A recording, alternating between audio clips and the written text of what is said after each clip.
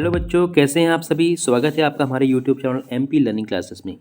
तो बच्चों, आज हम फिर से आपका एडगेट अभ्यास पुस्तिका क्लास 7 की लेके आए हैं विज्ञान विषय की।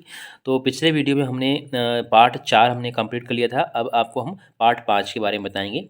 ठीक है, तो ये हमारे कंटिन्यू वीडियो के माध्यम से हम लोग सभी पार्ट हम लोग कंप्लीट कर रहे हैं और बहुत ही सरल और अच्छे शब्दों में हम लोग आपके लिए आंसर्स लेके आए हैं, जो कि आपको हेल्प करेंगे आपकी पढ़ाई को इम्प्रूव करने के लिए। ठीक है, तो ये जो एडगेट अभ्यास पुस्तिका है, ये बहुत ही इम्पॉर्टेंट है आपके वार्षिक परीक्षा के दृष्टिकोण से। ठीक है, तो देखिए कक्षा 7 विज्ञान और पाठ 5 है। पाठ 5 क्या है, देखिए अम्ल, क्षार और लवण। ठीक है, तो अम्ल, क्षार और लवण में देखिए अति लघुत्तरित क्वेश्चन हम लोग देखते हैं क्या है।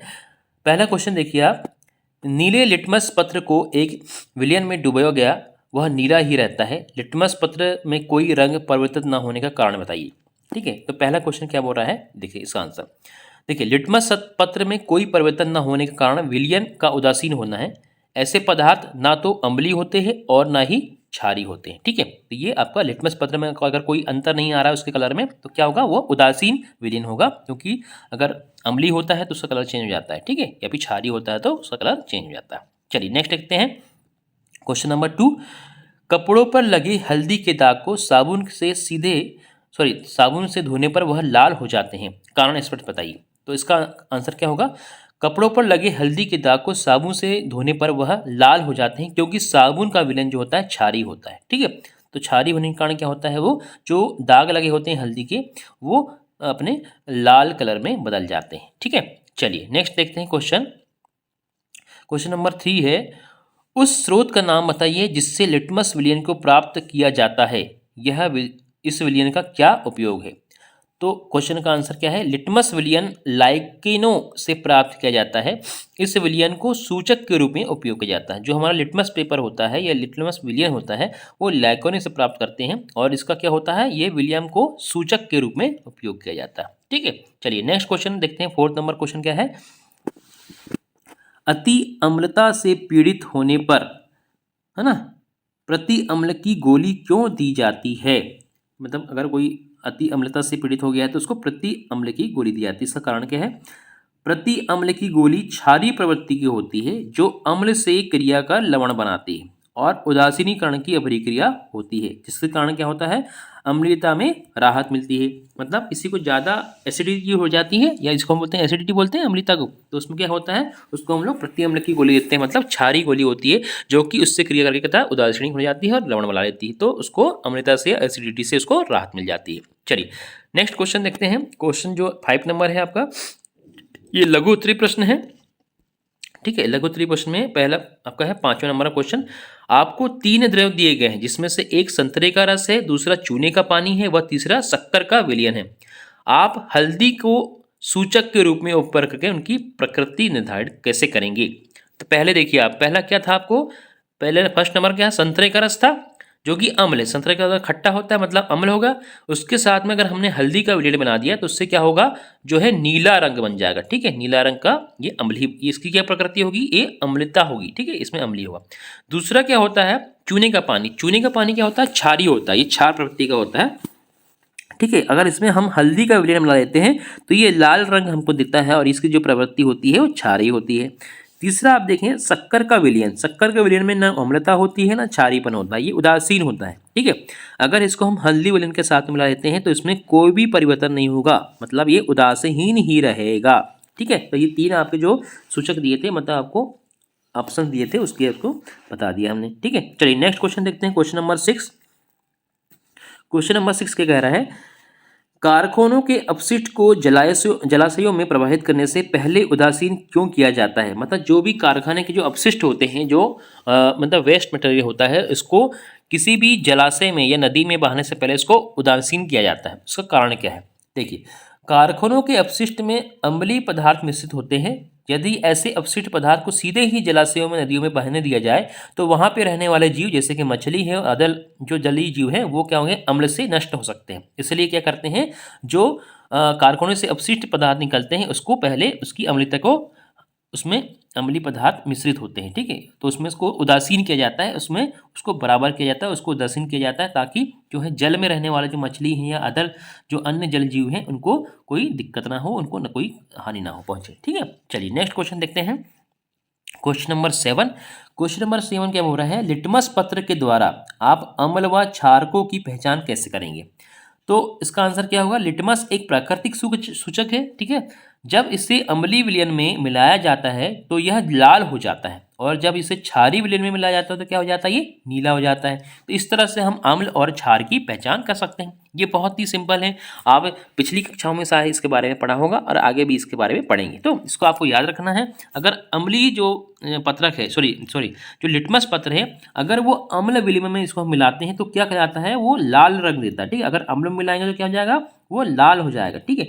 और उसको हम किसी क्षारीय विलयन में मिलाएंगे तो वो नीला हो जाता है। ये आपको अंतर पता होना चाहिए। अगर क्षार में मिला रहे हैं तो क्या हो रहा है, नीला हो रहा है, अगर इसको हम अम्ल में मिला रहे हैं तो लाल हो रहा है, ठीक है। ये आप याद रखिएगा, ठीक है। ये बहुत इंपॉर्टेंट है, आपको याद होना चाहिए। चलिए नेक्स्ट को देखते हैं, क्वेश्चन नंबर 8। निम्न तालिकाओं को पूर्ण कीजिए, ठीक है। इसको आपको कंप्लीट करना है। तो देखिए, पहला दिया है क्रमांक, पदार्थ का नाम दिया है ऊपर, फिर दिया है पदार्थ में पाए जाने वाले अम्ल या क्षारकों की पहचान करना आपको। तो पहला देखिए कौन सा है, पहला है आपका नींबू का रस, ठीक है। नींबू के रस में कौन सा अम्ल पाया जाता है, आपको याद होना चाहिए, साइट्रिक अम्ल पाया जाता है, ठीक है। ये याद रखिएगा, साइट्रिक अम्ल। दूसरा होता है साबुन। तो साबुन में क्या होता है, क्षारीय प्रवृत्ति का होता है, तो इसमें सोडियम हाइड्रोक्साइड होता है, ठीक है, सोडियम हाइड्रोक्साइड। तीसरा देखिए आप, दही भी क्या होती है, अम्लीय होता है, तो इसमें लैक्टिक अम्ल होता है इसमें, ठीक है, दही में। चौथा देखिए आंवला भी क्या होता है, अम्लीय होता है, तो स्कार्बिक अम्ल होता है इसमें। कौन सा होता है, स्कार्बिक अम्ल। चूने के पानी क्या होता है, क्षारीय प्रवृत्ति का होता है, इसमें कैल्शियम हाइड्रोक्साइड होता है, ठीक है, कैल्शियम हाइड्रोक्साइड।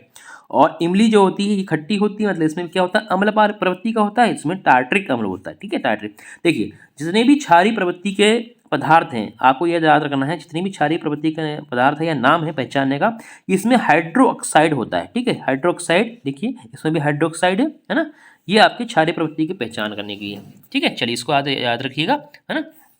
चलिए नेक्स्ट हम देखते हैं क्वेश्चन नंबर 9, जो कि दीर्घ उत्तरीय प्रश्न में पूछे जाते हैं, ये आपको पता होना चाहिए।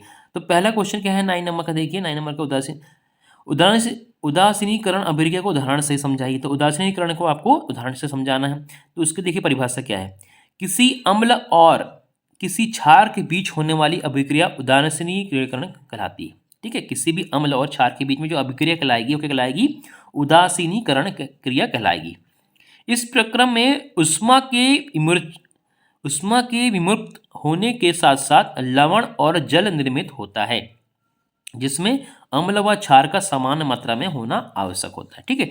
जब भी क्या होगा, अम्ल और क्षार को आप मिलाएंगे तो दोनों की अभिक्रिया जो कहलाएगी क्या, उदासीनीकरण क्रिया है। और इसमें क्या होता है, ऊर्जा निकलती है, उष्मा निकलती है, ठीक है। और साथ में क्या होता है, जल और कहते हैं लवण इसमें निर्मित होते हैं। लेकिन इसमें क्या होना चाहिए, दोनों की जो मात्रा है समान होना चाहिए, ठीक है, अम्ल की और क्षार की भी। देखिए एक उदाहरण हमने दिया आपको, HCl की क्रिया NaOH से आप करेंगे जब, तो क्या होगा, NaCl निकलेगा, ठीक है, और H2O निकला, मतलब पानी, और उष्मा निकला, ठीक है। ये दो चीज़ होगी। तो NaCl क्या हो गया, आपका लवण हो गया, और H2O आपका जल हो गया, और एक उष्मा का भी विमुक्त होना होगा। तो HCl क्या है, यहाँ पे अम्ल है, और जो NaOH है क्या है, ये क्षारीय प्रवृत्ति का है। चलिए ठीक है, ये आपको समझ में आ गया होगा। सेकेंड नंबर का जो क्वेश्चन देखिए क्या है, चींटी के काटने पर त्वचा पर केलेमाइन का विलयन क्यों लगाया जाता है। तो आपको पता है कि चींटी की जब काटती है, जो डंक मारती है, तो उसमें एक हमारे शरीर में एक वो विष छोड़ती है, जो कि अम्लीय प्रवृत्ति का होता है। जितने भी विष होते हैं, चाहे वो चींटी का हो या किसी बिच्छू का हो या किसी सर्प का हो, ये सभी क्या होते हैं, अम्लीय प्रवृत्ति के जो होते हैं, ठीक है। उनके जो विष होता है, जो है ना, जिसको हम जहर बोलते हैं। तो चींटी जो काटती है तो वह त्वचा में अम्लीय द्रव डाल देती है, ठीक है। डंक के प्रभाव की नमी युक्त खाने का सोडा, है ना, डंक के प्रभाव को नमी युक्त खाने का सोडा, जिसको हम बोलते हैं सोडियम हाइड्रोकार्बोनेट बोलते हैं, अथवा केलेमाइन विलयन मलकर उदासीन किया जा सकता है, जिससे जिंक कार्बोनेट होता है, जिसमें क्या होता है, जिंक कार्बन होता है, किसमें, केलेमाइन विलयन में, है ना। तो ये क्या करता है, अम्ल को क्षार से मिलाएंगे तो क्या हो जाएगा, उदासीन हो जाएगा, तो उसका जो प्रभाव है वो कम हो जाता है, ठीक है। चलिए नेक्स्ट क्वेश्चन हम देखते हैं 10 नंबर का। क्वेश्चन नंबर 10 देखिए क्या बोल रहा है, क्वेश्चन नंबर 10 का जो फर्स्ट है, अम्ल और क्षार में अंतर स्पष्ट करिए। तो आपको अम्ल और क्षार में क्या करना है, अंतर बताना है। तो पहला अंतर देखिए क्या है, यह जो अम्ल होते हैं स्वाद में खट्टे होते हैं, ठीक है। ये जो क्षार होती है, क्षार क्या होती है, क्षार अपने स्वाद में क्या होती है, कड़वी होती है। आपको सभी को पता है कि अम्ल जो होते हैं खट्टे होते हैं और क्षार जो होती है हल्की कड़वी होती है। दूसरा क्या है, अम्ल नीले लिटमस को लाल कर देता है। आपको हमने पहले बताया था, अगर वो लिटमस को, नीले लिटमस को लेयर रेड कर देगा तो क्या होगा, वो अपना अम्ल कहलाएगा। और क्षार जो होता है लाल लिटमस को नीले में बदल देता है, ठीक है। तो ये आपको पता होना चाहिए। इसके कुछ उदाहरण देखिए। पहला उदाहरण क्या है, अपना अम्ल के, आंवला है, आंवला का रस हो गया, नींबू हुआ, संतरा हुआ, इमली हुआ, अंगूर हुआ, जितनी भी खट्टी चीज़ें हैं सब क्या है, अम्लीय है, ठीक है। इसके बाद देखिए क्षार के उदाहरण, तो आपको साबुन, चूने का पानी, डिटर्जेंट, निरमा, है ना, ये सब क्या है, आपके आपके क्षार के उदाहरण है। चलिए ठीक है, चलिए क्वेश्चन नंबर 10 हो गया है। अब क्वेश्चन नंबर 10 का हमारा सेकेंड हम देखते हैं क्या है। क्वेश्चन नंबर 10 में देखिए, गुड़हल के पुष्प द्वारा बने सूचक से आप तालिका में दिए गए पदार्थों की पहचान कैसे करेंगे, ठीक है। तो गुड़हल के पुष्प से कुछ सूचक बनाए गए हैं, तो उससे अपने को इसमें आंसर ढूंढना, सूचक की पहचान करना, ठीक है। चलिए नेक्स्ट देखते हैं, क्वेश्चंस क्या है, ऊपर दिए हुए हैं। क्रमांक, है ना, पदार्थ का नाम लिखा है, सूचक का पदार्थ पर प्रभाव, गहरा गुलाबी, है ना, गुलाबी और हरा। पदार्थ का प्रकृति, अम्लीय है, क्षारीय है, उदासीन है, ठीक है। तो देखिए पहला क्या दिया था आपको पदार्थ, नींबू का रस। तो नींबू का रस जो है इसका सूचक में कैसे कलर है, गहरा गुलाबी कर देगा, और ये इसकी प्रवृत्ति क्या होती है, अम्लीय होती है, ठीक है। चलिए नेक्स्ट देखते हैं, शैम्पू। तो आपको सभी पता है कि है शैम्पू जो होता है क्षारीय प्रवृत्ति का होता है ना। तो ये हरा कलर करेगा और इसके बाद ये क्षारीय प्रवृत्ति हो जाएगी। शक्कर का विलयन क्या होता है, उदासीन होता है, आपको पहले ही पता है। तो इसमें कोई भी परिवर्तन नहीं होगा, ठीक है। इसमें जब हम इसमें सूचक में डालेंगे तो कोई परिवर्तन नहीं होगा, ये उदासीन कहलाएगा। इसी तरह नमक का विलयन भी क्या होता है, आपका उदासीन होता है। तो इसको हम जब इसमें मिला लेंगे सूचक में, तो इसमें कोई भी परिवर्तन नहीं होगा, कोई कलर नहीं आएगा, तो ये भी उदासीन। इसके बाद देखें चूने का पानी। तो चूने का पानी आपको सभी को पता है क्षारीय प्रवृत्ति का होता है, तो इसमें हरा रंग निकलेगा और ये क्षारीय प्रवृत्ति हो जाएगी, ठीक है। इसके बाद सोडा युक्त जल। सोडा युक्त जल भी क्या होगा, ये क्षारीय प्रवृत्ति का है, तो ये हरा रंग देगा और ये क्षारीय प्रवृत्ति हो जाएगी। इसके बाद नल का जल। तो नल का जल भी क्या होता है, उदासीन होता है, तो इसमें कोई भी परिवर्तन नहीं होगा और इसकी प्रवृत्ति भी क्या कहलाएगी, आपकी उदासीन कहलाएगी, ठीक है। तो ये आपके टोटल 10 क्वेश्चन जो थे आपके अध्याय 5 के, है ना, इसके हमने कंप्लीट कर लिए हैं। तो ये वीडियो आपको कैसा लगा हमें ज़रूर बताएं कमेंट्स में, और इस वीडियो का आपके फ्रेंड्स को शेयर करें ताकि उन लोग भी इसका फ़ायदा हो, ठीक है, इस वीडियो से। और आगे भी हम आपके अगले जो अध्याय है उसके लिए हम लोग वीडियोस लाएंगे, तो इस तरह से आप वीडियो को देखते रहें। हमारे चैनल को अगर अभी तक सब्सक्राइब नहीं करा है तो सब्सक्राइब कर लें। और तो बहुत बहुत धन्यवाद आपका वीडियो को देखने के, थैंक्स फॉर वॉचिंग।